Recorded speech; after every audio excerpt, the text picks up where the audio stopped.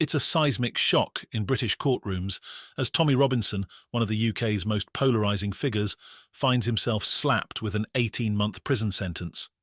The activist who has courted infamy through anti-Islam rhetoric and audacious social media stunts has now crossed a line he can't talk his way out of. He is convicted on 2 charges of contempt of court. This time it isn't for any random defiance, but a chilling violation related to the vicious targeting of a young Syrian refugee. The very name of this schoolboy, Jamal Hijazi, has become synonymous with Robinson's brazen attempts to distort a story that, in the end, the courts found he had simply invented. It's a story that began with lies, but has now ended in real, unescapable prison time. Now, in a shocking turn of events, let's get into the court's bombshell revelations from the past 24 hours. Robinson's legal battle reached an extraordinary climax this week. Despite years of dodging serious punishment, his antics have now caught up with him in a showdown that laid bare his repeated flouting of the law. As we unravel the scandalous saga that led to his sentencing, don't forget to hit that like button and subscribe, because the jaw-dropping details of Robinson's trial are only just beginning. Robinson's case is no ordinary one. It's an escalating series of confrontations with the law, marked by accusations of racism, allegations of far-right propaganda, and a dedicated, nearly cult-like following online. The controversial activist, whose real name is Stephen Yaxley Lennon, has made a career of controversy, notably by pushing inflammatory rhetoric targeting immigrants and the Muslim community. However, his 18-month sentence isn't the result of a typical social media spat, but the fallout of a high-profile 2021 lawsuit that involved a young, vulnerable Syrian refugee, Jamal Hijazi, whose experience became a target of Robinson's relentless defamation. In 2018, a distressing video surfaced online showing Jamal, then a schoolboy, being physically attacked in the playground of his Huddersfield school.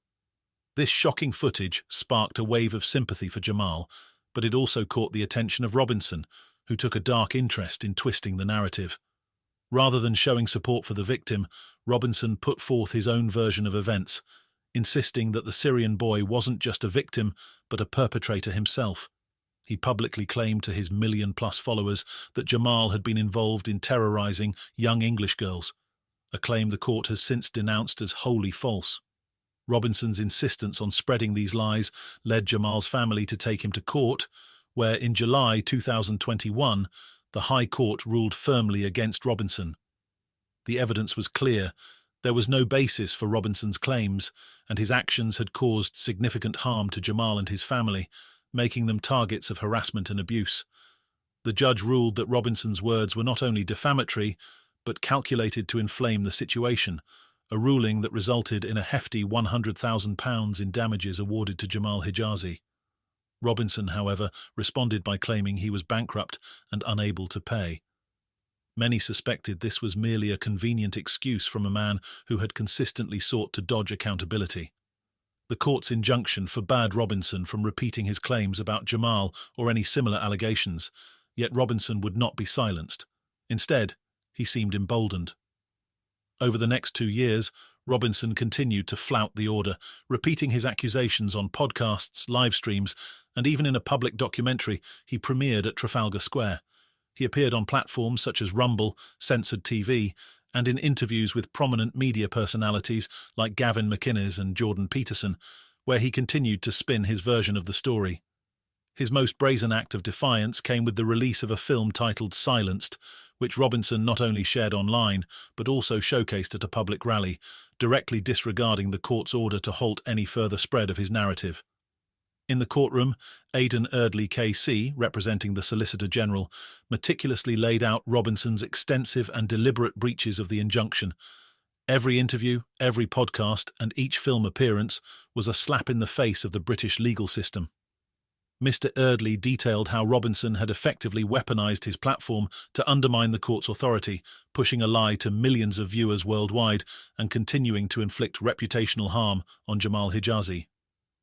In perhaps the most damning evidence, Mr. Justice Johnson watched the Silenced documentary, which by then had been viewed over 55 million times on X, formerly Twitter, to witness the extent of Robinson's contempt. The judge's ruling was as stern as it was swift.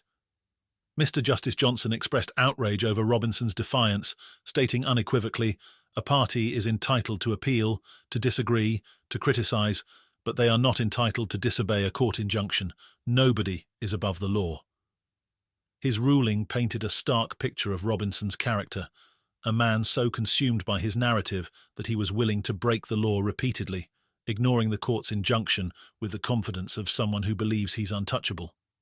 This latest prison sentence adds to Robinson's growing list of legal woes, as he has faced multiple instances of contempt of court in the past.